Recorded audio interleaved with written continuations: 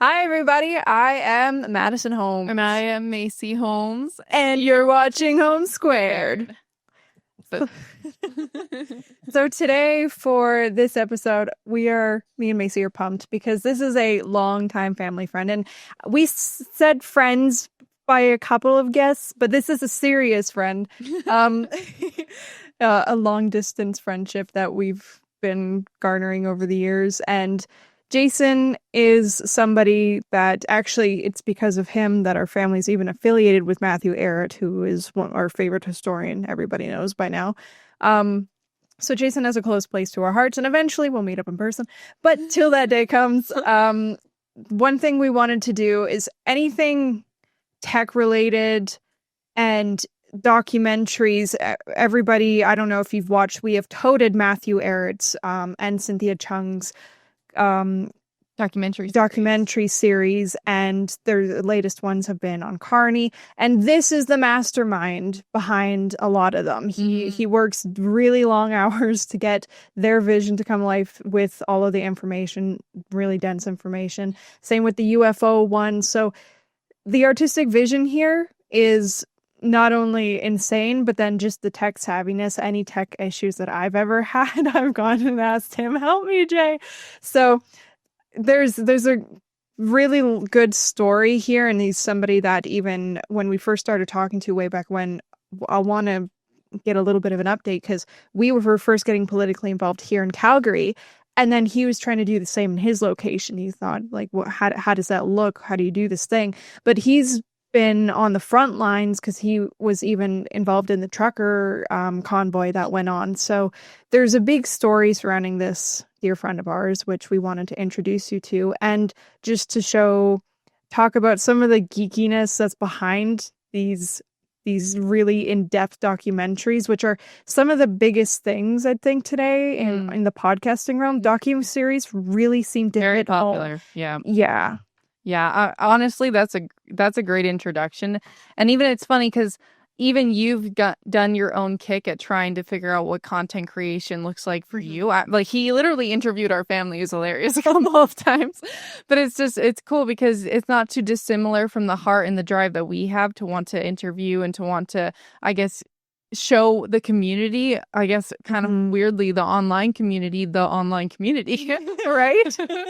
But so I guess like the first question then is going to be kind of like, can you give people a bit of an introduction into yourself and who you are, but also your story that kind of led you into coming into content creation, and why it's honestly, I think it's so important for even just my own little context before you get into answering the question, because like we are in a tech age, and me and Maddie being young kind of definitely understand this, but it doesn't take anyone to really see if you're enmeshed into the online world that it's purely online. Like, and even it's frustrating because there's pros and cons to that, right? It's like the love for AI to be able to help create these beautiful docuseries that people can actually like feel they resonate with. Like there's been some where I literally have cried because of Jason's work. Like he made me cry. But there's also the hard part of trying to figure out what's real, right? And then so there's that, it's a tool, it depends on how you use it, right? But it's super important because it's the age that we're going into, and it's the age that we're in. And so it's something that I don't think is talked about enough, is to how do you use it like frugally? Right. And how do you encourage other people to try and do that for themselves? So that way we can, I guess, edify the whole, what we love from Matthew, the whole rising tides float all ships, on a cultural basis, using what it is that we have. So for now, though, we can give the introduction to the audience of who you are and your story and what led you to going down this route. So, it's funny thinking about it while you guys were giving me the wonderful glowing introduction, and you're focusing on content creation. I guess I've always been a content creator. And I think a lot of people in my age realm, Gen X, a lot of us were content creators. The word didn't exist, right? So I was a content creator because I was in a band. We were a professional touring band.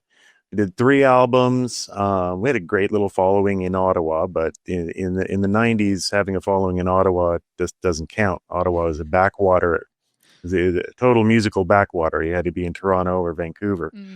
And so it didn't work out like it doesn't for most, but during the process, I fell in love with recording in the studio. I was the drummer, so back in those days, you recorded the tape, and you brought the drum kit in. In the first couple days, you got all the songs played through from start to finish on drums until you were happy. Then that was it for 3 months. I had nothing to do for 3 months, but I still came to the studio every day, and fell in love with the process. Realized I'd like to do it, but also realized that there was stuff that the engineer guy was saying, as I was always like, that's cool. What are you doing there? Hey, how do you do that? What's that thing you're using there? And we like, shut up. Realized I had to go to school to learn some of it. So I went to college for audio engineering and started working in big studios in Ottawa, and then saw the writing on the wall as far as bands starting to be like, well, I don't think we want to pay $180 an hour and $25,000 to do an album. We'll just do our bed tracks at home in our bedroom with the new audio interface that we got and a couple of mics. And I was like, okay, wow, I'm not going to have a job soon. So took my life savings and set up a professional home recording studio, called it Dahls Studios, and ran that out of my own place for 15 years in Ottawa. But to curl it back around, to be in a local band and playing shows regularly and making albums, we also had to make posters for every gig. And back then that was Corel Draw. Wow. Designing posters, picking fonts, all the same stuff that you do now to make a YouTube thumbnail, right?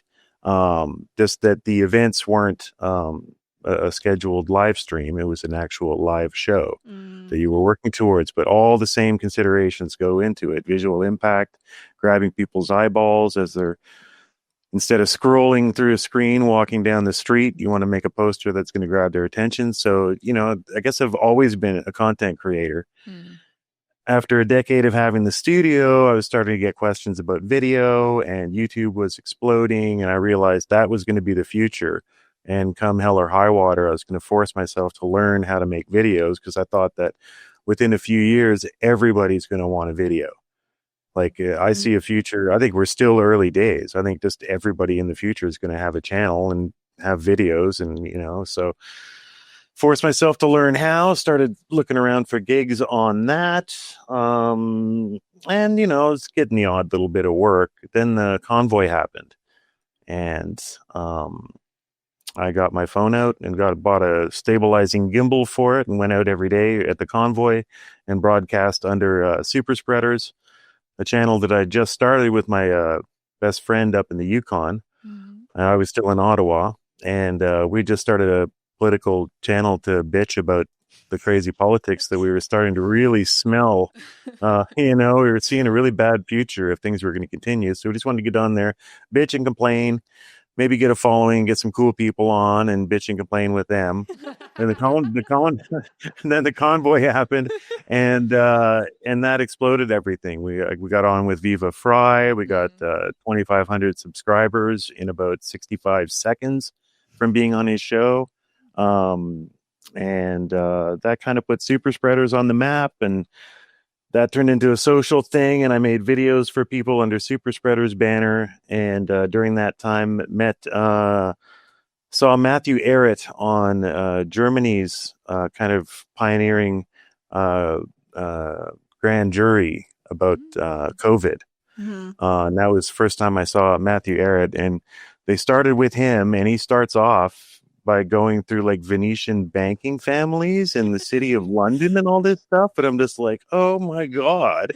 And, first time seeing Matt Ehret, and the guy says, well, of course, you see the Venetian banking families, of course, held the black lords up to the city of London. I'm just like, oh my, what is this guy? And I just did a Hail Mary email to him, and he agreed to be on the show. And that was before he came on. I made like little video intros, because I was like, people are going to need a little bit of a primer to see this guy. And then when Matthew saw that, he was like, oh geez, we've been looking for somebody that can make videos. And so that turned into a marriage. So that's still, Matt's my main client for sure right now. Making incredible videos. I wouldn't call myself the mastermind, perhaps a master visionary. So that sounds even worse, but I'm always just working with Matt and Cynthia's scripts. So the script is always the most important thing. You can't do anything without a script. Those are some questions that I definitely will get into later, because I know there's some people, even our boss will, does a lot of his own tech work. He's a pretty handy guy. So later on, we'll get into some of those. What's the easiest tech thing? What's the fun part? What's the hardest part with these tech and making these documentaries? But Matthew Arrett is not your only client. You've also done extensive work with the NCI, which is very big for most of Canada. So do you want to comment on that too, and how you even got involved with them and to the extent that you are now? That was another one of I've always had, especially with the studio and then times 10 with the video, because I didn't have any existing base. It was a real leap of faith thing, and use super spreaders I didn't wait for clients or anyone to contact me. I just found cool articles and cool posts and threads on Twitter and said, hey, that would make a cool video, and make it without their permission, which is probably technically illegal, and then just throw it out there. But of course, everybody's so flattered and happy to see their thread turned into a video that they love it and they share it. So, that was the idea, to just work and just get things out there. So when the NCI was announced, I was, hyper intrigued.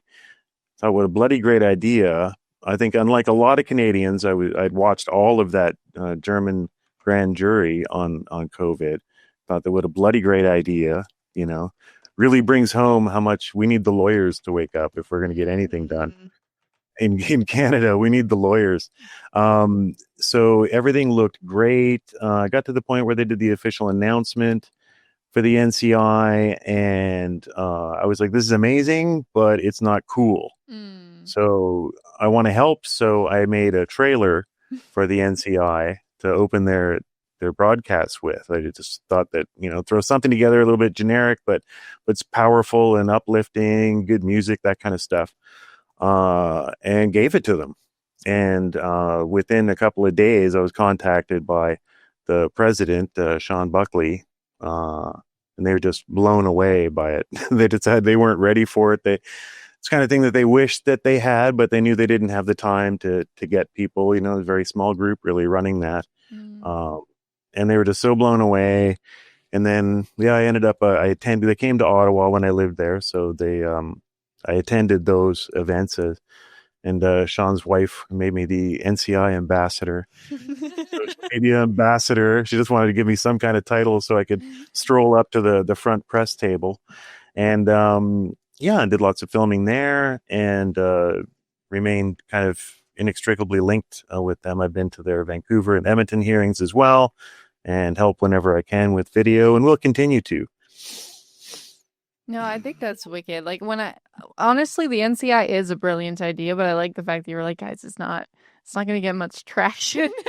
I think that's wicked. I mean, even, I think it's the thing that draws me as well is the fact that it's like, as you were mentioning, you kind of started off in like the band route, and then you were like, oh, okay, that's not really working out. And then you decided to go get educated, and you were like, okay, I'm going to actually try and figure out how I can learn this stuff. And then you were like, oh shoot, I might not actually be earning money here.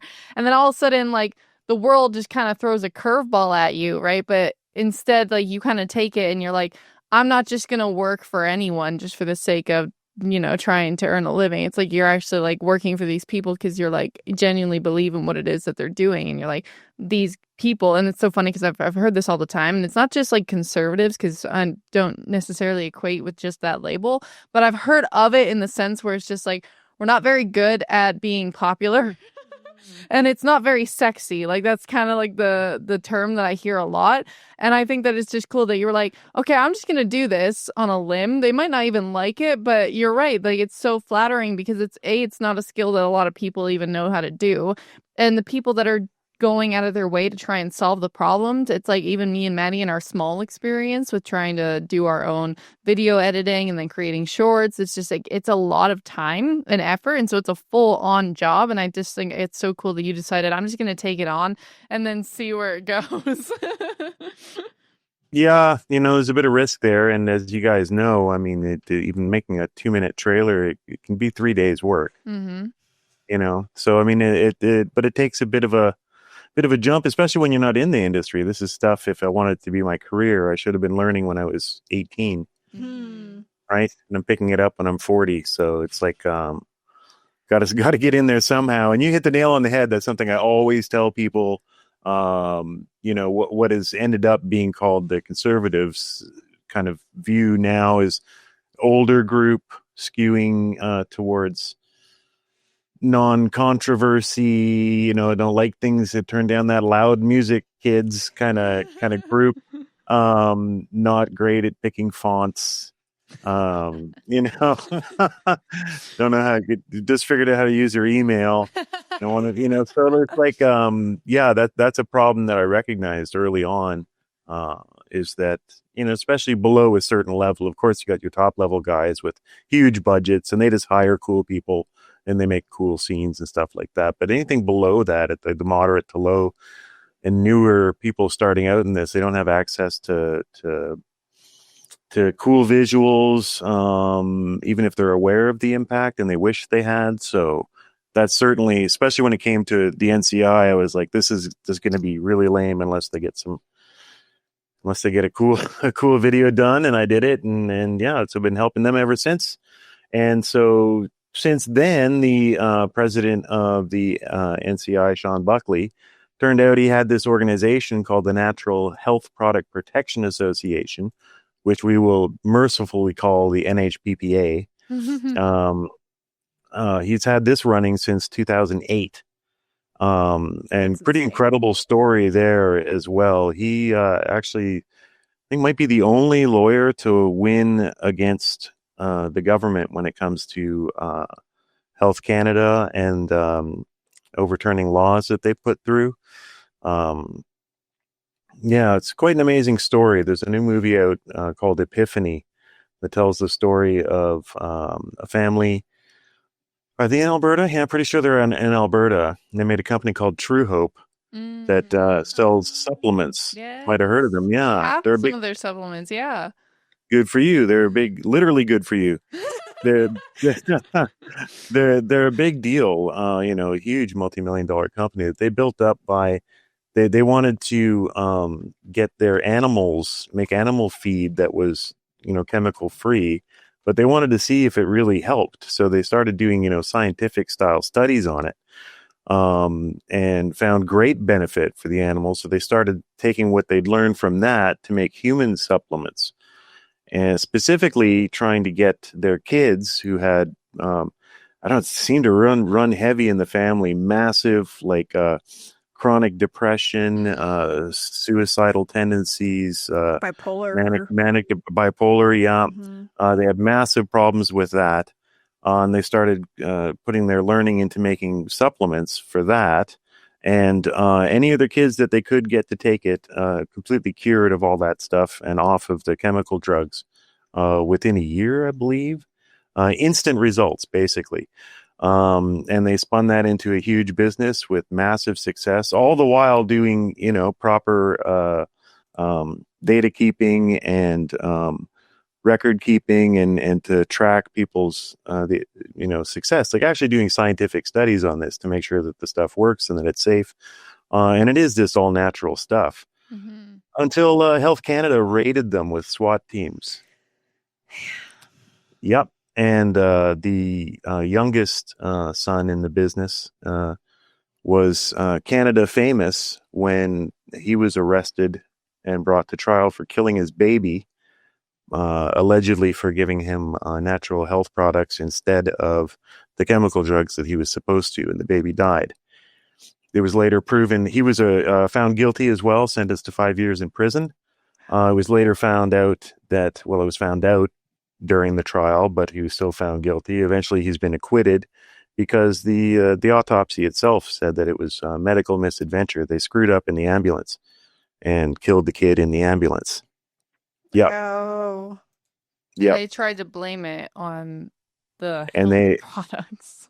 and this is why you don't Oh hate my the God. CBC. This is why you don't hate the CBC enough. They ran with this front page for months. Ran it as like headlines of couple gives pickle juice to baby instead of antibiotics, baby dies, kind of thing for months. They were the head cheerleaders on this, and to this day, I tell the story, and lots of people remember the story. They might not remember the names or the particulars, but it's Canada's. It's exactly Canada's version of the McDonald's lawsuit where the woman burned herself on the coffee. Did you guys ever hear about that? No. You know, it was a big deal. You don't hear it talked about quite as much anymore, but it was a huge deal. A lady launched a lawsuit against McDonald's because she burnt herself because her coffee was too hot. McDonald's hired PR teams and spun it that this what state are we in America? Everybody's lawsuit crazy. Look at this lady's suing us because her coffee was too hot, and that's how it got reported, and that's the outrage ended up being against the lady. But when you look under the hood, the real story is she was like 87 or 90 or something. She got drive-through coffee served to her that was over the boiling point because it was in the pressurized tank. When it spilled all over her body, and she got second and third degree burns all over her skin, all over her face. So McDonald's absolutely screwed up. But ask your mom and dad about it. They'll remember this. This was worldwide front page news. Look at this greedy woman stealing money from poor McDonald's. So that's exactly how they played it out. There's actually a documentary film about it, which was the first time I'd ever heard of it because I didn't really care that much at the time. I ate it up like everybody else did. But there's this amazing documentary that goes under the covers on that and shows you that it was a PR effort. And that's when you look at how much the government hated on True Hope and sent SWAT teams out to their house and all this stuff and fought their supplements tooth and nail. It's certainly not a coincidence that they arrested one of the members of the family and put that on him. It could hardly be a coincidence, right? You know, and they're still fighting them, except they're doing it smarter now. They're doing it the modern liberal government way, which is just avoid Parliament altogether. And what they're doing now is changing Health Canada's and the Minister of Health's powers completely without law. They just insert them into budgets.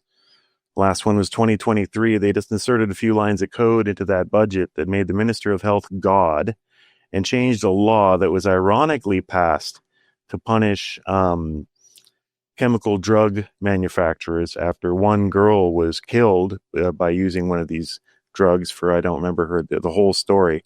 The law was actually called Vanessa's Law. And it was made to punish chemical drug manufacturers who don't stay by the rules or cause harm. But in 2023, they just inserted a few lines of code into the budget, not proposing a new law or anything, to add a few lines to Vanessa's Law to make it apply to like vitamin C. So if they don't if you don't pay, if you don't put up, you don't do the testing that they demand now, just as if you're, trying to create a new poisonous chemical drug, you face $5 million a day fines. So manufacturers, retailers, and all of us are in danger of having natural health products in Canada just wiped off the face of the earth. And this is everything that you take, your St. John's wort, your vitamin C might be pushing it a bit. There'll probably always be vitamin C, but you know what I mean? There's technically no different. We're talking about products that grow out of the ground. These are natural products. There hasn't been anyone ever killed by them. Or if it's just affiliated with like larger companies that want to monopolize over it, then the poor guys that are actually like trying to build it up themselves is like, no, you didn't go through all the processing. You can't do that. Like, it's like, that's the real game. Yeah, that's the real game. You nailed it, Macy. If we have natural health products made and sold in Canada, they'll be by one or two companies that will have bought up every natural health food store in the country. They'll basically turn them into, Shoppers Drug Marts staffed with, whoever can stand for 8 hours and do the job, as opposed to your good old natural health store. You can go in and you have people that know what they're selling. They order the products. You can talk to them about the benefits, problems you're having, and they can recommend something, which is also on the chopping block. There's been rumors, not fully verified, but rumors that they send inspectors out, plainclothes, undercover, go into natural health product stores and go, hey, I've got cancer treatments and it's really making my ears ring. What can I do for that? And if the person or what would got anything that helps with cancer, and if they do recommend something, then they'll be able to fine the store for making false claims of efficacy. Oh my gosh. Yes, and Canada doesn't know about this.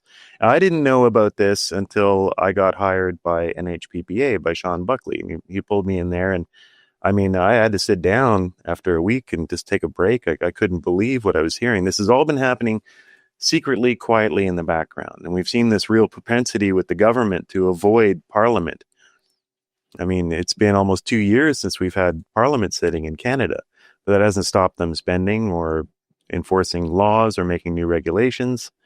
And this is a horrible trend that we're facing. So, natural health products is just one of them, but it's a huge one. If they succeed with this, they'll be able to do almost anything.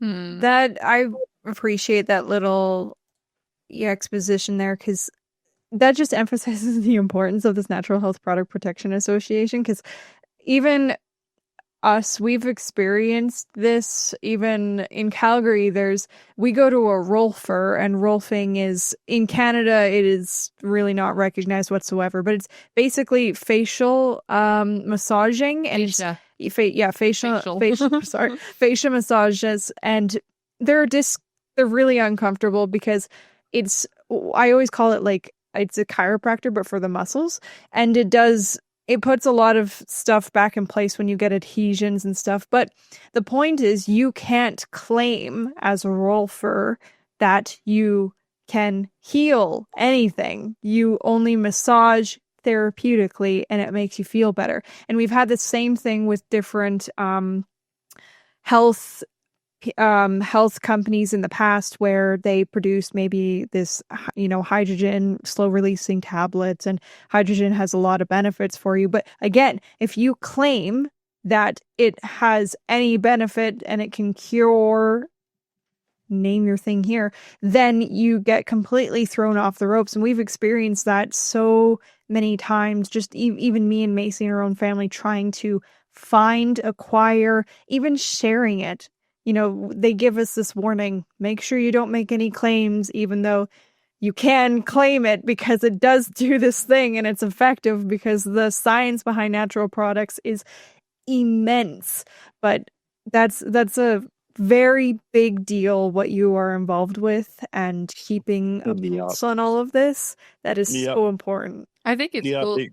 Sorry, I was just going to say it keeps me up at night. You go ahead. Oh, no, I was going to say it's cool that, like, when you're going down in the rabbit holes that you're going down based on the work that you do. Yeah. Like, I got the opportunity to edit a couple videos for Matthew because he was just needing a secondhand man. I was like, oh, okay, sure. And I just love how I get to sit there and listen on repeat to Matthew Eric, who's a freaking human encyclopedia, where I need to repeat it this many times in order to understand what he's talking about.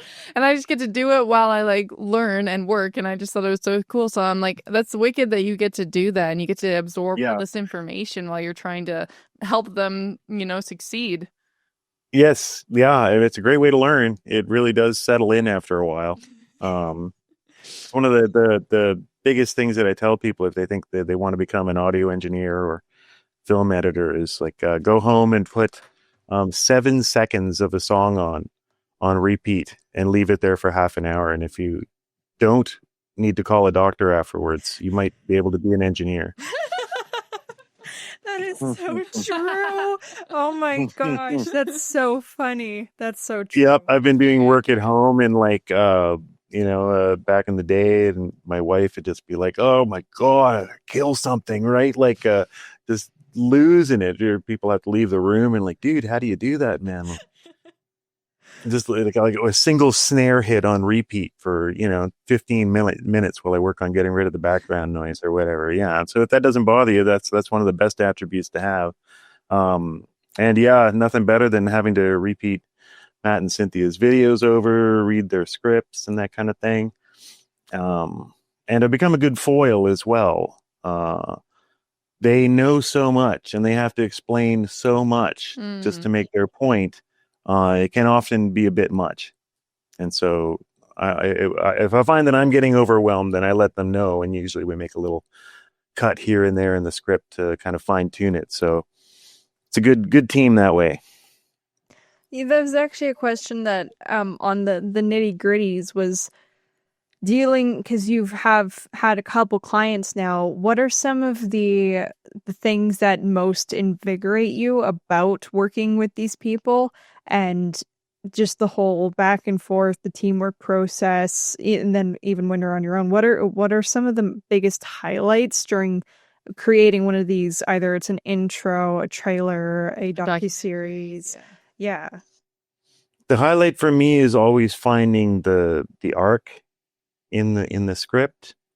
So we need to find your motivation, the barrier. You need the goal, the barrier, and the result at the end, or the problem reaction solution, or the hero and the enemy, and the big battle at the end, and the victory, that kind of thing. So got to find that in the script, which can take a while. On some of these scripts we've just put, The Last Hidden Hand was almost feature film length. Yeah. I think we were like a little over an hour with that one. So there's a lot to read, but I'm always looking for the hero, the villain, and the resolution, right? So I'm always looking for those.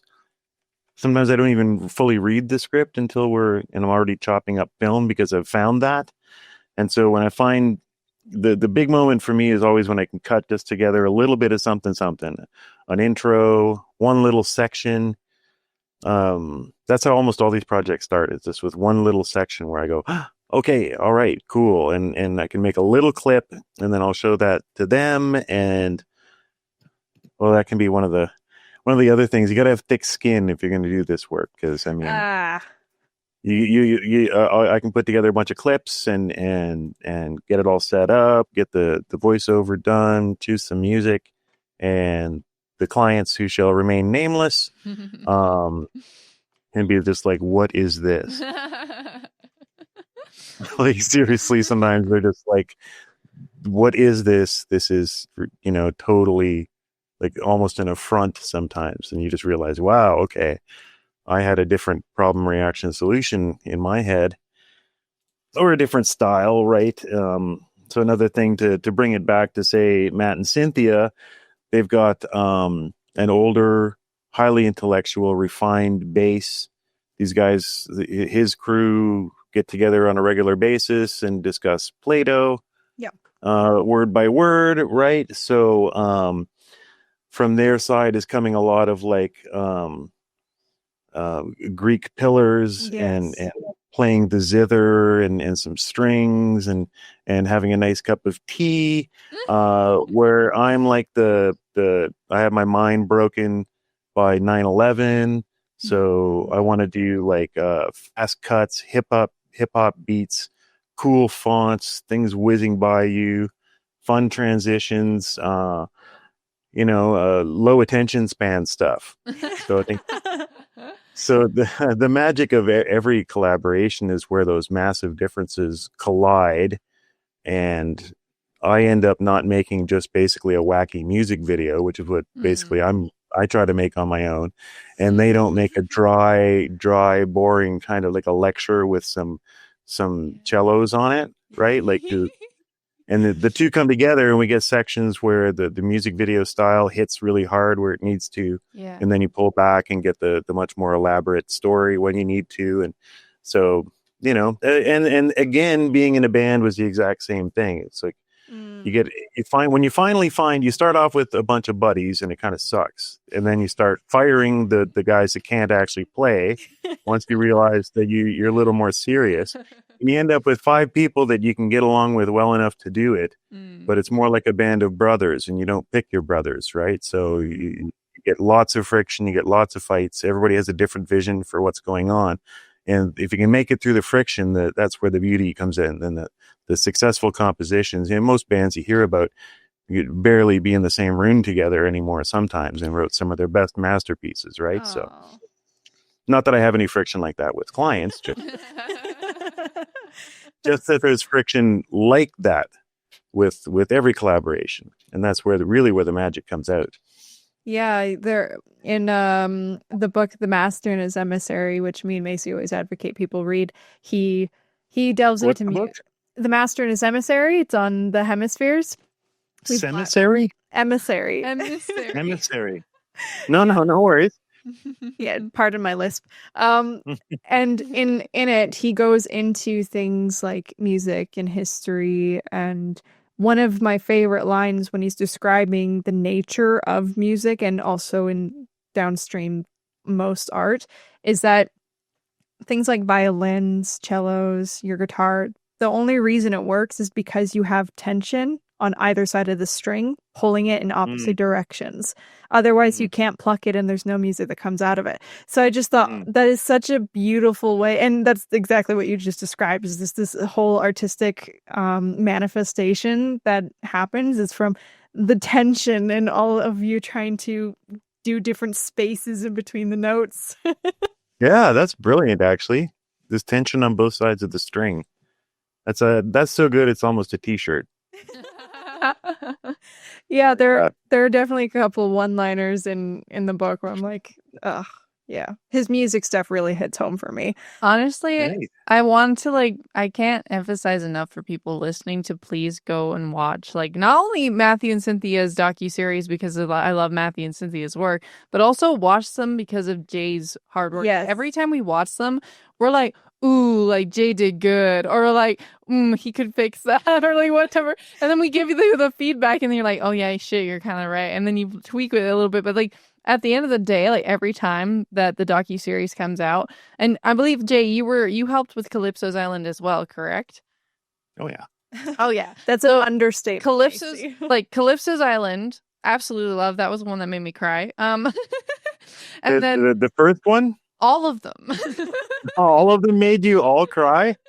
I really loved Calypso's Island. I couldn't help it. The message was so good, but also just the way that it was executed. I was just blown away. But the UFO series, you're talking about how you were looking for that. What is the arc? And I think that those are so well executed into what is the parasite that you're kind of dealing with, right? But what is also a bit of the hope story. And the whole thing is they can be a little black pilled. If you're watching them, you can be like, what the hell, right? But at the same time, you can be so, funny enough, uplifted by the fact that you know it now. It's I don't know why, but when I'm watching them, I'm like, oh man, I'm so fucking glad I know this shit now. I was so happy when they announced they were going to go into this, and that that they were skeptics on the whole UFO thing. The UFO thing tends to play really well on the right. You get a lot of people who are into digging up on the conspiracies that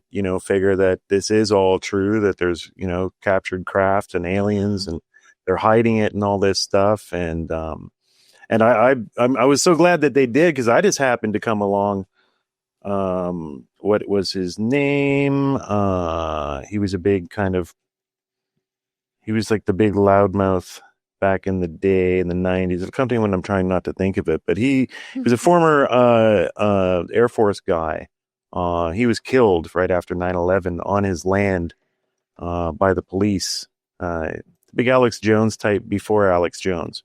Oh. William, everybody's gonna be screaming it at the screen. William, he was big on this, and he was warning everybody in 1980s that the government was going to fake UFO contact and use it to control us and stuff. So I was already just on that one specific talk, but by sheer chance, I was already kind of enlightened on that, and I kind of stopped taking in any UFO conspiracy theories. But I was really glad that Matt was taking it on, because a lot of people just really suck this stuff up.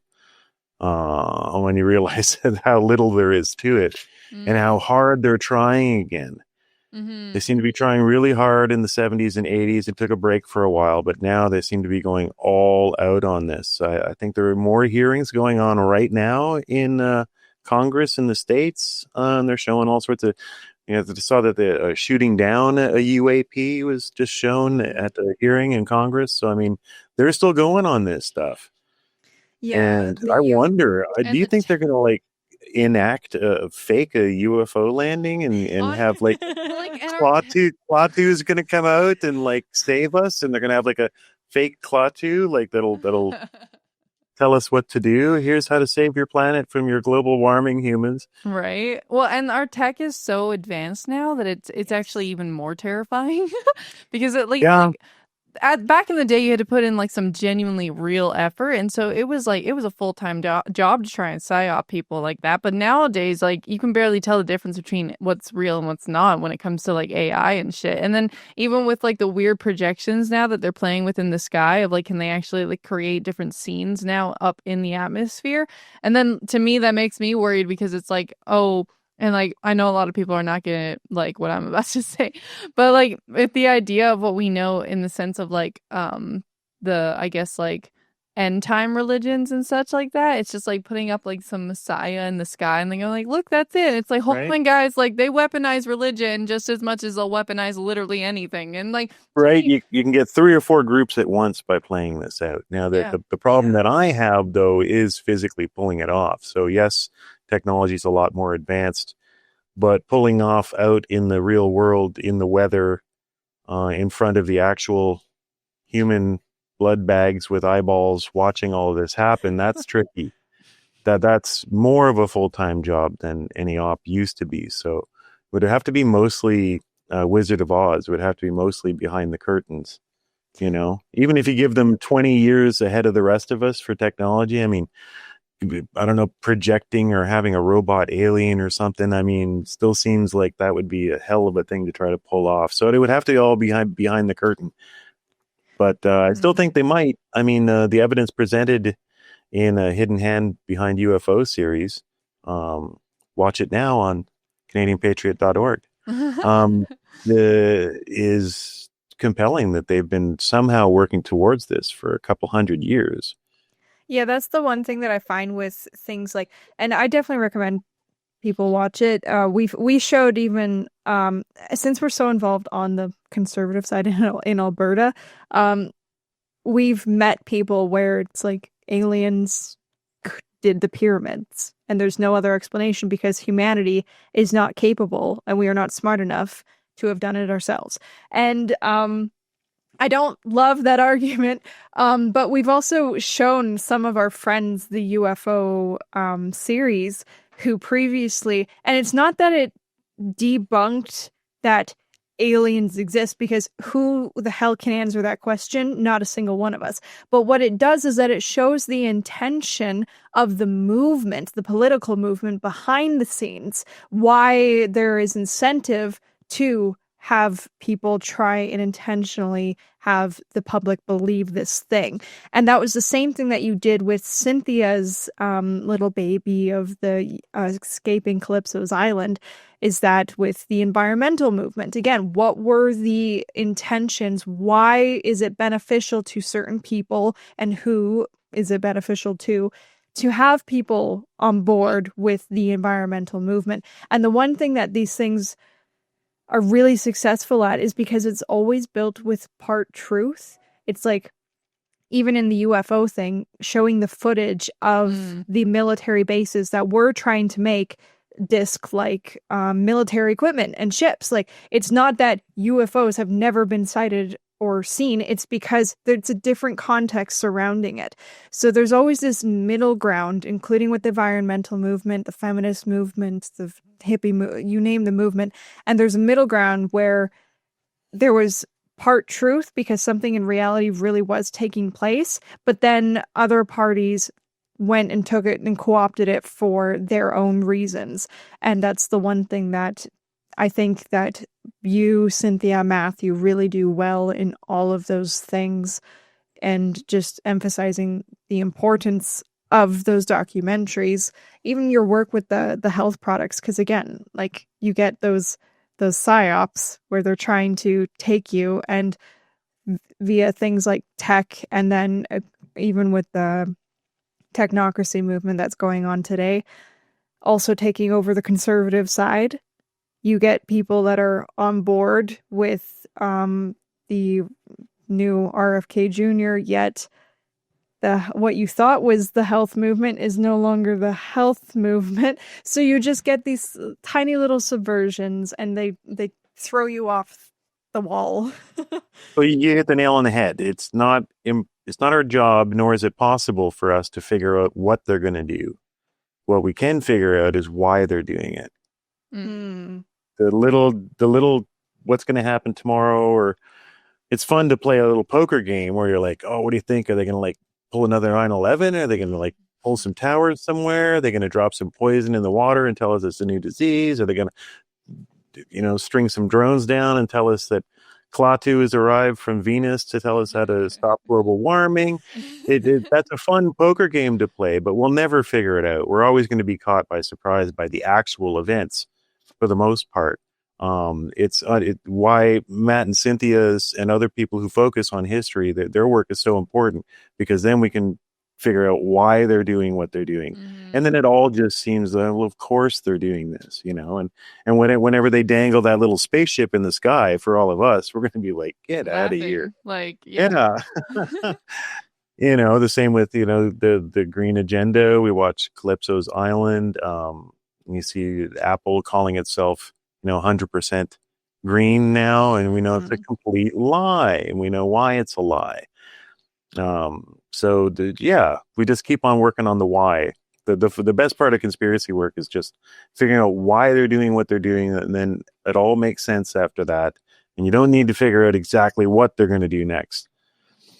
Yeah, I like that, because it gives people, I guess, a sense where it's just like, now who's the first that they take out, right? Usually, actually, sometimes it's comedians, in the sense where it's just like, if you start to make fun of this stuff, then it kind of bears less weight, right? And then, so when you are now recognizing the why, then it is one of those things where you get to look back and go like that's so stupid, or, oh my gosh, they think that they can do that again. Like, nah, I'm not fooling. Like, fool me once, shame on you, fool me twice, shame on me, right? It's like, nah, you ain't gonna do that, right? I'm not playing to that. And so I like that. That's very true. And I think it's a good thing for people to hear, because also, like, I know that there are some people who do play the game of like speculating, and they're trying to see like what's the future gonna look like, and they do a pretty good job all the time. Though even the best of the people that actually can predict still will say, but I don't have a crystal ball, so I don't actually know for sure, right? It's like every time they might be like on par most of the time, and they're the type of person where nothing surprises them, but hopefully we get to the point where nothing will surprise any of us, right? Because we're like, okay, we know what these bastards just keep on like pushing down our throats. And then obviously that's why me and Maddie, we try to figure out, well, how locally can you figure out politically how to do that? And I guess, Maddie, I'm pretty sure that was one of your little questions that you wrote down on your Tiddly little notebook, which was politics wise, like, are you still involved? And like, obviously, like, to me, I'm like, of course you're still involved. Yeah. Look at what you're doing. But I meant like on the local level, like, have you been trying to figure out how to pursue that still, or has that kind of been like a bit of a battle where it's just like a little too busy at the moment, all that fun jazz? So, in what's going to be the wildest revelation of the interview, you guys knew this, but Canada didn't. I've never driven a car in my life. So it was only 2 months ago that I got my license. So that renews the possibility of potentially taking action politically, certainly locally. And I've joined the local, the provincial parties and all that kind of stuff, and gone out and shaken hands. So, there's been an opening on that. That might continue. I've got to say that everything feels a little different after the last election. It is so disheartening to see Canada pick. You talk about dangling the UFO. They just dangled an international banker that hasn't lived in Canada for most of his adult life in front of us for a few seconds while yelling Trump, putting up a Trump card with the other hand, and they voted the guy into a damn near majority. And I know the feeling up here, certainly with me. And I mean, you know, on the Super Spreader show, it was always me and my buddy Rain. And even in the intro, we put me as like gray pilled, kind of, and put him up as black pilled. He's been ready to walk away. There's a reason he's been up in the Yukon for 15 years. He's been ready to walk away for a long time. But after this election, I think it changed a lot of things for a lot of Canadians. Just to see that we could go through 10 years of that from before, and Canadians just vote for more of it again, except acting as if they're being patriotic, acting as if they're proud of it, Yeah. you know, is really turned a lot of people off, and it's made me a darker shade of gray on my pill, I've got to say. Combined with getting so busy with film, that it's taken me somewhat out of the political action side of things, but I still have hope. I still help where I can. So, Well, you know, yeah, your documentaries and all the work that you do to help people like Sean Buckley and then Matt and Cynthia and your other clients like that is still being politically involved. You are absolutely helping the movements that me and Macy seem to be. I would say your work's damn near almost more important because it's culture. Like, yeah, it's culture. yes, right. The When that's upstream. Yeah, the local stuff I appreciate, but even with what's going on with the Alberta sovereignty movement and how like kind of we're trying to push for that right now, I'm like I'm watching the Carney documentary series that you and Matthew are creating, and I'm just like, if we don't know this, separated from Canada or not, we're fucked. Like, if we don't know this, we will just end up right back at square one. I'm like, that to me, I'm like, is way upstream of even what it is that we're trying to accomplish down here at home. Yeah. And so you're seeing like now we're getting a little bit more end gamey with the Maoist kind of identity politics that have been going on here for the last 70 years when you really look at it. In fact, I'd actually like to do another one with you girls at some point. I was going to make a quick super spreaders video about this kind of Maoist conspiracy that's grown in our society, and that my big pastime is watching YouTube videos about video games. I love the gaming sphere, the personalities, the technicalities of making games, and now, of course, the politics of making games, because video games have replaced film and books all in one. This is where the next generation is really getting their myths built, and these Maoist fuckers knew it, and they've infiltrated the entire industry. And so I wanted to make a little super spreaders, spread it video, 5-6 minutes. And so a quick way to do that was that Apple now includes an app called Freeform, which is like a big pin board. So I just started grabbing these little artifacts, the images and artifacts, articles and stuff, putting them all together. They can quickly scan through and make some points. Done. Because, like when I'm making something for myself, I try to make it as minimal effort as possible, because I know it'll never get done if I try to make a big super produced thing, because I've got 4 other people waiting for me to make their super produced thing. Well, that video never got made, and that pin board is now like 10 gigabytes, and you can zoom out. It's like zooming out on the surface of the earth, and you're starting with like a what are they called? The Frankfurt group, the philosophers, going through and connecting into queer theory, critical race theory, breaking out into all the groups that are actively controlling our media, through how they infiltrated the video games industry, and how it's affected the outcome product. Like, so we're going from like Marxism all the way through, and communism all the way through to current day, where really, if for a lot of people, I think in our sphere, they don't really follow it that much. Video games are either for kids or they stopped playing a long time ago, but it is one of the major front lines in the cultural battle. And so now if I'm going to make that video, it's going to be an hour and a half long, but it makes a hell of a presentation. So I'd actually request that you guys bring me back and I pull up that Freeform and we walk through it, because it's pretty bloody wild.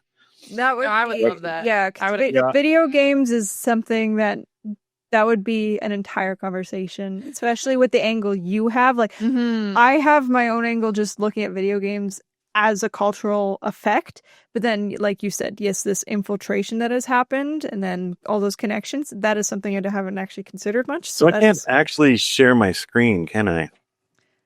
I have no idea. You could say Right. something. Yeah, I'm gonna see if I can actually find. Yeah, I think that might be the trailer. Just let me check.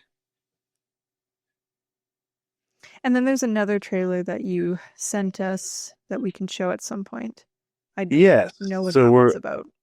I am on the verge of finishing a feature horror film. Ooh. Okay, that's definitely not what I was expecting. That's Yeah, pretty cool. started.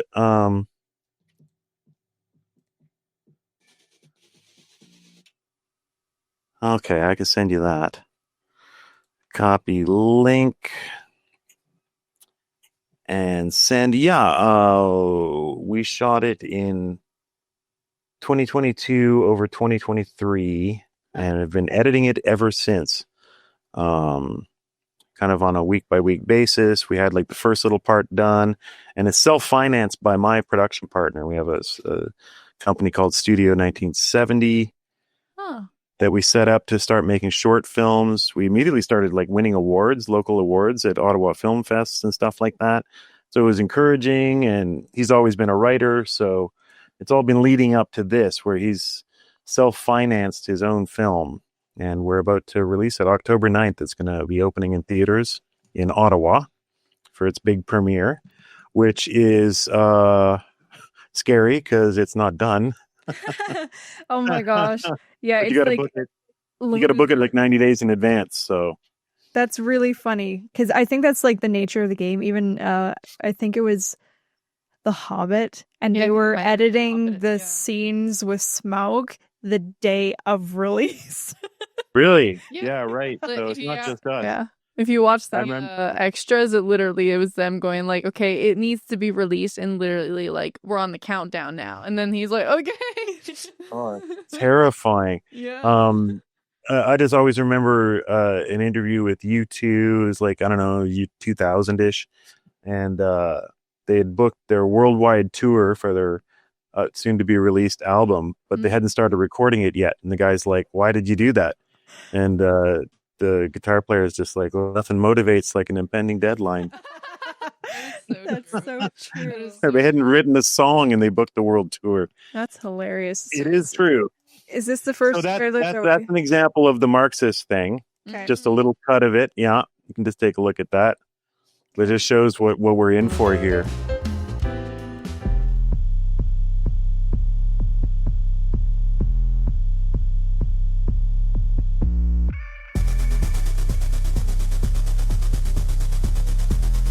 But this is just to visually show what we're up against here. I've done various takes of this where I'm trying to like voice over to it, but it just gets crazy. It's the ultimate. I'm a crazy conspiracy theorist, conspiracy board.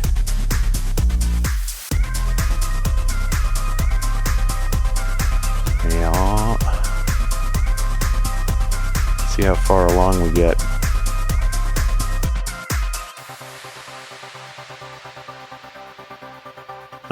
So that's just the top half. So the bottom half, that'll all get tied into basically how those theories, which are like Frankfurt School, post World War II Marxists, who got disillusioned that the Soviet Union kind of turned out to be such a piece of shit, and they could never. And America was so successful. Every American was more successful than the most of the richest Soviet Union and Chinese people, right? So like they realized we can't sell communism anymore to America. So how are we going to do it? And they went in through this method, hit the universities, tell them they're all victims. It's all about your race. It's all about your sex. It's all about your queer. It's all about your cripple.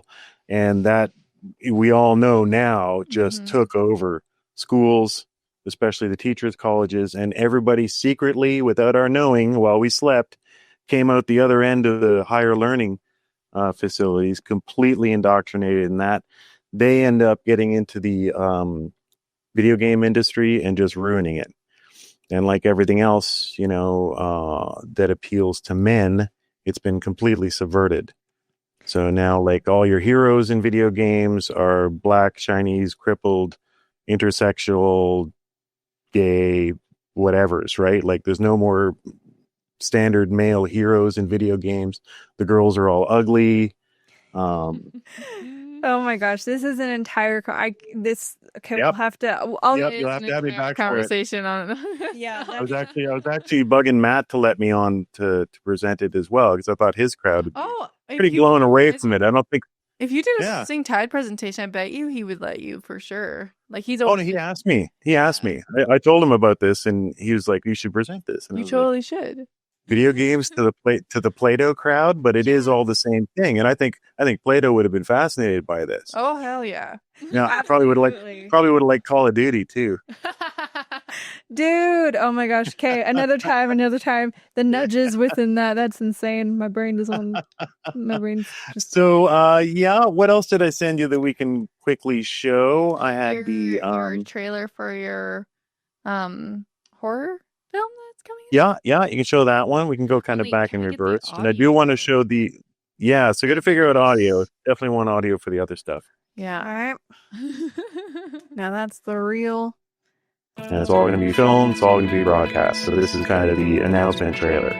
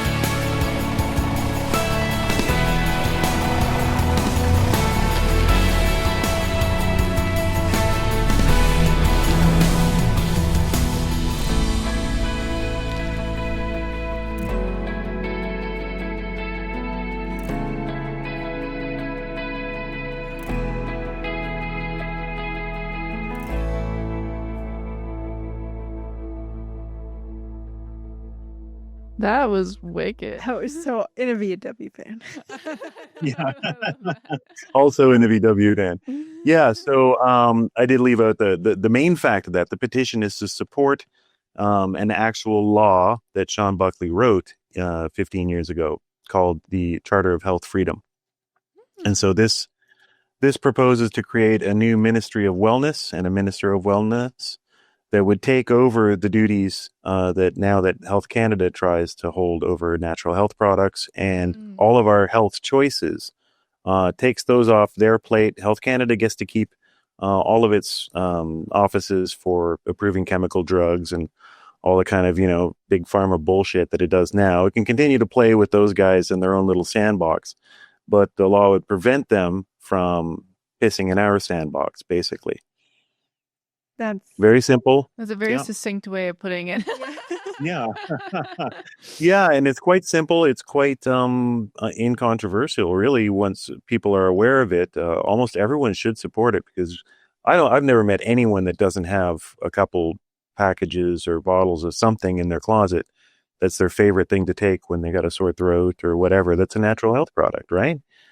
So everybody should be on board with this. It's just no one knows about it. So that's why the flashy idea of doing like a Terry Fox run from coast to coast to get eyeballs on this, because even members of parliament don't know this is happening. When they find out, they're outraged. So, should be a no-brainer. So that's the announcement trailer for that. And I'll be broadcasting with them every day. I'm going to have the nightly news show called The Highway to Health. That's going to keep people, it's going to keep people up to date on what's happening. And I'm going to do green screen with the whole newsroom and TV screen in the background and stuff like that. Yeah. So that'll be fun. That's going to be my October, and I won't be doing much else. And then also in October is the release of the feature film that my production partner and I have been working on for years. And it's been a hell of a journey, but it's almost ready. So if you wanted to show that. Do you have a trailer for that? Did you send us the trailer for that? Yeah, that was after that one. Unfortunately, they all say just Dropbox. Let me see which one's which here. Yeah, it's the second to last one I sent 33 minutes ago in the chat. Oh, okay. I think, yeah. Okay. TMTS trailer. That's it, yeah. Yes, okay. Shall we play? This one has a couple rude words in it. Oh, okay. I mean, I swear all the time on this segment when I shouldn't, so it's fine. That's true. It's very true. They make themselves small, but I see them.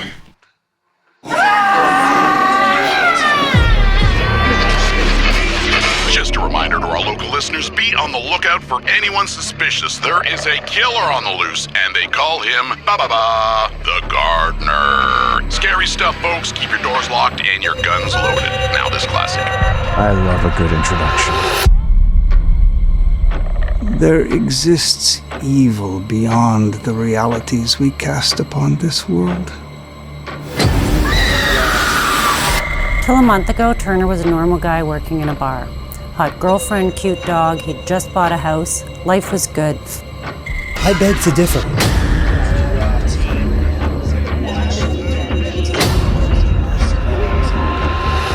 What is happening here is not what you think. You don't want to know what I think. He told Cassie that the murderer was possessed by demons.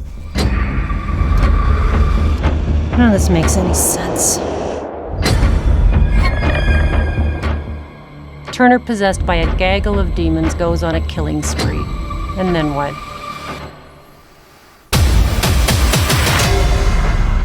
When you were just a girl, you used to go to confession. Did you know the priest was touching himself when you told him of the first time you fellated? I take that as a compliment.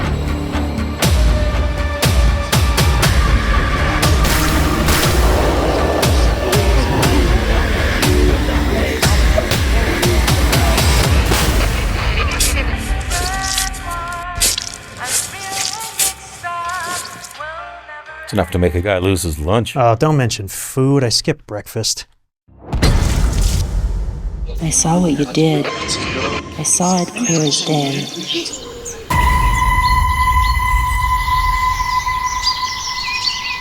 And that was also PG warning. Yeah, right? Sorry, guys. That was a little graphic. Yeah. Leave that up to you guys in the edit if you don't want to show that. It's a definitely R-rated trailer. But that is Jason, guess what? You're learning DaVinci Resolve. So that's all in DaVinci. Oh wow. Except for a few titles and some other little bits in Final Cut, but that's me learning how to use DaVinci, and it's been a horrific process. Yeah, no kidding. Oh my gosh. I've never come across a piece of software that I've hated and loved so much at the same time. I think every software I've ever used, I feel that way. Yeah. To some degree, though, I got to say, Final Cut is infuriating as well, but generally the process of cutting and mixing it does what you want. Visually, it's a lot of fun to use. It's like playing with Lego. Severely limited in a lot of ways, but it's like Apple stuff. The limitations sometimes lead to it being easier to use and more fun. Whereas DaVinci tries to do everything all at once. Every menu has got 400 options. It's just absolutely mind-boggling. And then it constantly undoes my work. I go in and it things have changed, pieces have moved. It's been a battle. It's been a years-long battle, but we're almost there. So either way, you guys can show that or not. You guys seriously think about it, because I forget how rude it is because I've watched it 1,000 times. No, as long as Will puts a warning, Yeah, it's fine. There you go, Will. That's your cue. Up to you guys. Yeah, up to you guys. You guys know the nature of your show. And I think that was it. Were we showing any more fun stuff? I mean, on that note, I'm gonna show people again. This is your website, Dollhouse Studios, which is so brilliant. That is so brilliant. Dollhouse cute. Studios. Yeah, it's cute. It was a no-brainer. Yeah, it was too easy. Yeah, it was too easy. Because if we didn't, I don't know if we said Jason Dahl. You said that at the beginning. That's his name. That's why it's Dollhouse. This is his website, so people can, if you have your own creative project or you just want to say hi, because he's clearly a cool guy, or ask questions on how to get started yourself. Yeah, come check out his lovely website here. You can contact him via that, and then there's also Super Spreaders, as he alluded to earlier. This is where you can stay up to date and get lots. That's more the political bitching. Yeah. If you want to hear that kind of political bitching. And one more link while we're self-aggrandizing. I do have a pro audio and video YouTube channel. So I just popped that link in the chat. We can promo that as well, because that's going slow. Holy smoke. Gee. There you go. It's the nature of building anything. It is. And I can only dedicate so much time to it. And I'm in the growth phase now. Just crossed 1,000 subs after a year of putting real effort into it, which is a good pace. But right now is the time to go, but I can't. Right. So I work on it when I can, but there's lots of cool stuff there for people who are interested in pro audio, video, that kind of stuff. And so I do that as well when I can. I wish there were two of me. I hear you. Oh my gosh. Editing takes up, I think, more time than filming.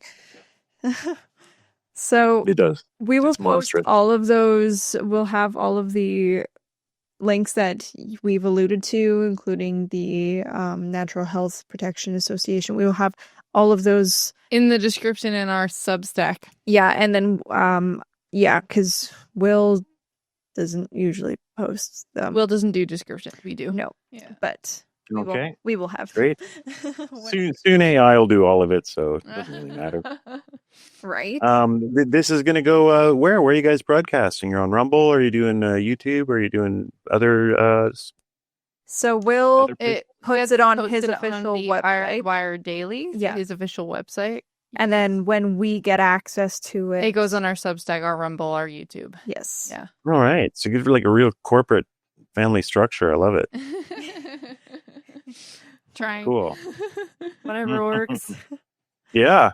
Great. We will have you on again. Thank you so much for coming on and then giving us this wealth of knowledge and your expertise as usual. Thank you so much. You were you're great to talk to. Yeah, this was really fun. Yeah, it was. Thank also, you, ladies. my mind I agree. filled by a lot of stuff that you brought up. I was like, whoa, you've been up to a lot. Oh my gosh. Yeah, busy boy. Oh, yeah. I would love to come back on and do the Marxist gaming, and I would love to come back on and promote the NHPPA when the tour is going on as well. Yes. Because that'll be my job then to promote that. So I respectfully request 2 more appearances. Of course. We respectfully and enthusiastically. Absolutely. Thank you. Thank you. You guys are doing great work. Yeah, then I guess Macy, this is where we do our thing. Okay, well, thank you guys so much for watching, and this has been Holmes².